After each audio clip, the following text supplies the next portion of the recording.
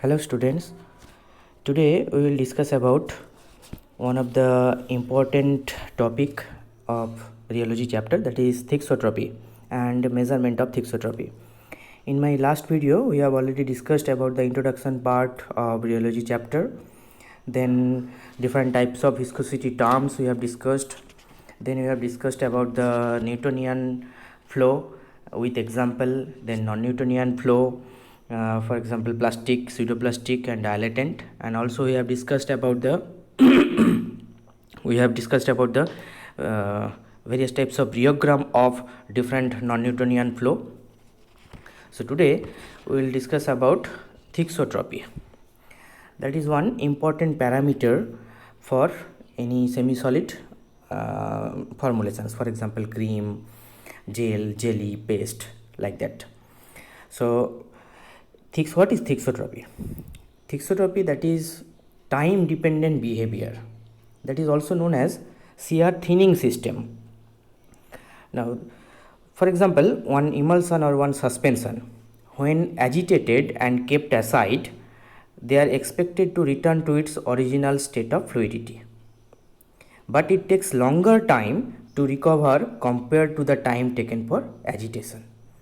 This behavior is called thixotropy. Again I am repeating. For example, in cases of one emulsion or suspension, when it is agitated and kept aside, they are expected to return to its original state of fluidity, but it takes longer time to recover compared to the time taken for agitation. This behavior is called thixotropy. Another one definition is also there. We can say that thixotropy is defined as an isothermal and comparatively slow recovery on standing of a material of a consistency lost through shearing. That is known as thixotropy. In our day-to-day life, already we have experienced about this phenomena, that is also known as gel sol gel phenomena or gel sol gel transformation. It is the decrease in viscosity as a function of time upon shearing, then recovery of original viscosity as a function of time without shearing. This is the rheogram of plastic flow and pseudoplastic flow. See that shear stress is applied, rate of shear is also increasing. In cases of plastic flow, we will get a curve like this, and in cases of pseudoplastic flow, we will get a curve like this. In cases of plastic flow, obviously yield value will be there, that's why it will not start from the 0. Now this phenomena of thixotropy that can be observed by constructing consistency curve. The rate of shear is progressively increased and the corresponding stress is measured using a suitable instrument. When these readings are plotted, the up curve AB is obtained from the desired maximum. If the rate of shear is reduced gradually, the down curve is obtained. See that in rheogram we can see two graph is there, one is up curve, another one is down curve. The figure shows that the material has a low consistency at any one rate of shear on the down curve compared to that it had shown on the up curve. Similarly, thixotropy curves can be constructed for pseudoplastic system also. In a Newtonian system, the down curve is superimposed on the up curve. So that is the difference in between non-Newtonian and Newtonian system. So in cases of Newtonian system, the down curve is superimposed on the up curve. So the phenomena of thixotropy that can be also explained in terms of particle-particle interaction. At resting condition, particle in the dispersion, they impart rigidity on the system through multi-point contact. So the system behaves like a gel. We will get high consistency or high viscosity. As shear is applied, the contacts begin to break down and all the particles are aligned and the flow starts. The material undergoes a gel to gel transformation, inducing the system to exhibit shear thinning. Now, upon the removal of stress, the system starts regaining its original state. This process is not instantaneous. Particles slowly come in contact with one another owing to random Brownian movement, and progressively the original consistency will be restored. If the system is viscous or consists of large heavy particles, the Brownian motion is too slow to re-establish the broken links. More or less extensive period of rest is required to rebuild the original structure and reach the initial viscosity. These events are known as gel-sol-gel transformation. Now, the rheogram of this thixotropic material that depends on two factors. One is the rate at which shear is increased or decreased. Another one factor is the length of time during which a sample is subjected to any one rate of shear. Again I am repeating, the rheogram or consistency curve of a thixotropic material depends on two factors, the rate at which shear is increased or decreased, and second one is the length of time during which a sample is subjected to any one rate of shear. In other words, also you can say the previous stress history of a sample has a significant effect on the rheological properties of a thixotropic system. Okay. So this is about gel-sol-gel transformations of, or that is thixotropy. One example is there, Procaine penicillin G, 40 to 70% weight upon volume in water. It will shows this type of behavior, that is gel-sol-gel transformation. Now, how to measure the thixotropy? That is another important topic. How to measure? Three methods are there for measurement of thixotropy. Hysteresis loop that will formed by up curve and down curve. Measurement of area of hysteresis loop. The plastic material that is known as Bingham bodies. So Bingham plastic, two approaches are used to estimate the degree of thixotropy. First one is by first approach, that is by using one instrument that is known as planimeter. In a thixotropic system, the hysteresis loop is formed by the up and down curve of the rheogram. Now the area of hysteresis loop that has been proposed as a measure of thixotropic background. It can be directly calculated by the help of instrument that is known as planimeter. Second method or second approach, that is constant rate of shear, by applying constant rate of shear to a Bingham bodies of plastic material. See that curve. In a thixotropic system, the nature of rheogram completely depends on the rate at which shear is increased or decreased. That's why by keeping the rate of shear at constant rate, the rheological behavior of one plastic material or Bingham bodies that is calculated. Now consider a material that follows plastic flow. From that rheogram we can see that this is a rheogram of one plastic flow, that is A, B and E. Now suppose shear rate is increased at a constant rate on the system up to a point B and then decreased. So we will get a curve A, B and E. As it is a plastic system, that's why yield value from 0 to A, that is the yield value it will give.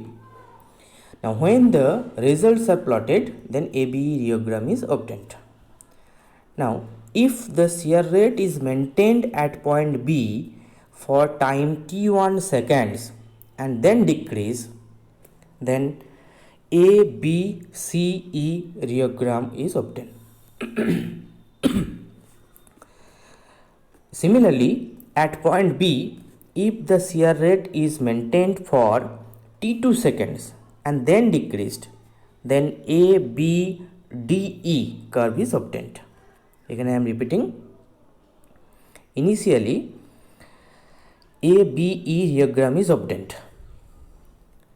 Now, if the shear rate is maintained at point B for t1 seconds and then decreased, then we will get ABCE reogram is obtained. Similarly, at point B, if the shear rate is maintained for T2 seconds and then decreased, then we will get ABDE curve.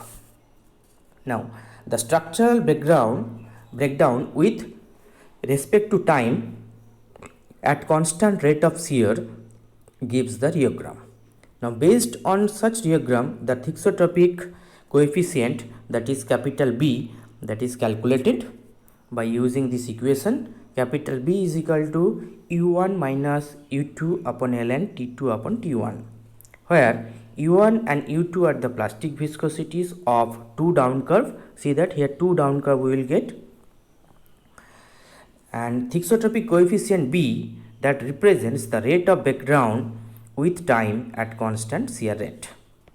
So, for accurate measurement, reogram should be obtained at several rate of shear. So, ABE, that is hysteresis loop.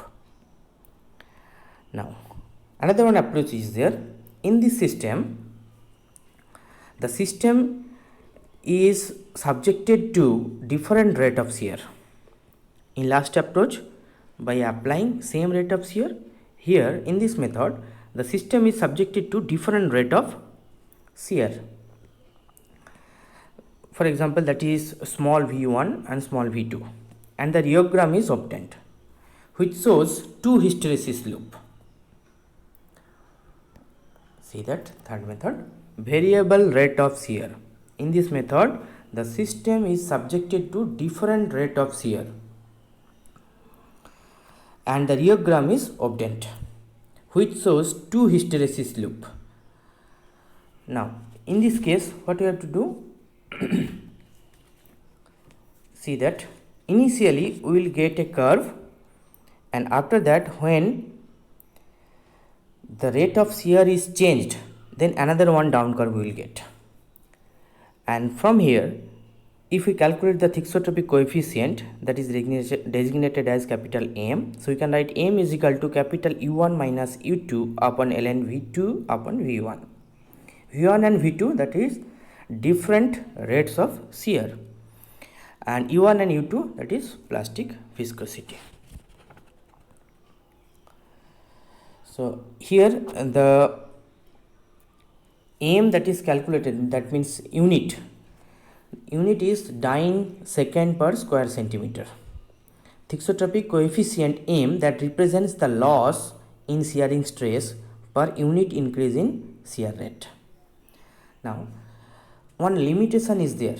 The limitation of this third approach, that the value of M shows considerable variation, and it depends on the proper selection of the rates of shear. So, some applications are also there, this thixotropy.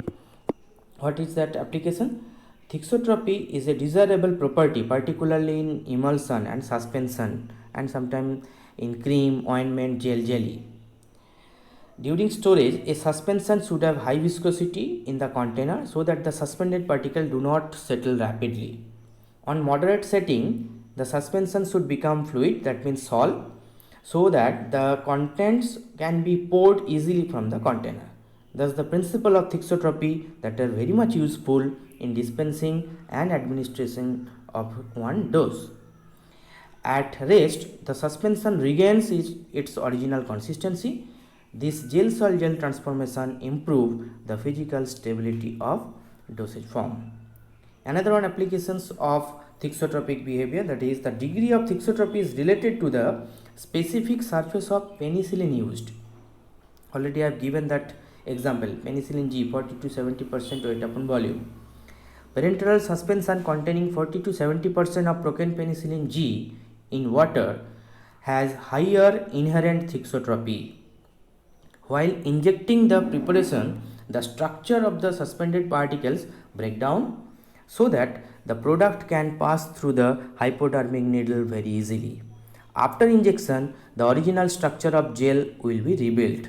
This leads to depot of procaine penicillin G at the site of injection in the muscle, from which it is slowly released so as to provide sustained level of drug in the body. Okay, so it is very important that the degree of thixotropy may change over a period of time. Therefore, it is necessary to study the effect of aging and carefully follow the changes in parameter such as plastic viscosity, area of hysteresis lobe, yield value and spore value. Next, we will discuss about some special type of rheogram. One is known as bulge. So what is that bulge? Concentrated aqueous magma, or also you can say that is gel, the gel of bentonite. If we prepare 10 to 15% bentonite aqueous magma, it will shows this type of hysteresis loop with a characteristic bulge in the up curve. See that here also two curve is there, one is up curve, another one is down curve. In up curve, it will produce hysteresis loop. The mechanism for such a behavior is the crystalline plates of bentonite, it form a house of cards like structure that causes the swelling of magma. This three-dimensional structure results in a bulged loop.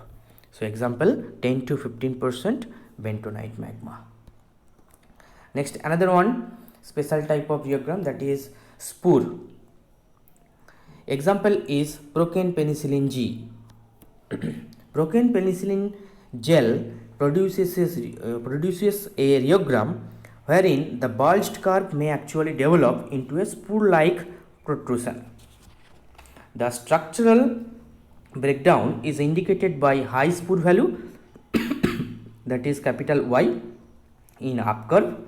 The spore value represents a sharp point of structural breakdown at a low shear rate in the up curve. It is also possible that one may miss the spore value if care is not taken to record the shear stress at low shear rate and allow the sample to age undisturbed above the shear rate. Procaine penicillin gel exhibiting a definite spore value which produce prolonged blood levels of drug because they form intramuscular depot on injection. So best example is procaine penicillin G. It will show spore value that is designated as capital Y. Next topic is anti-thixotropy, that we will cover in next class. I think the theory behind the thixotropic behavior, example, and how to calculate the thixotropy by using instrument and by using different approach and different special type of rheogram, that is bulge and spore, already we have discussed. So I think all of you are now ready for understand this topic. Okay, thank you.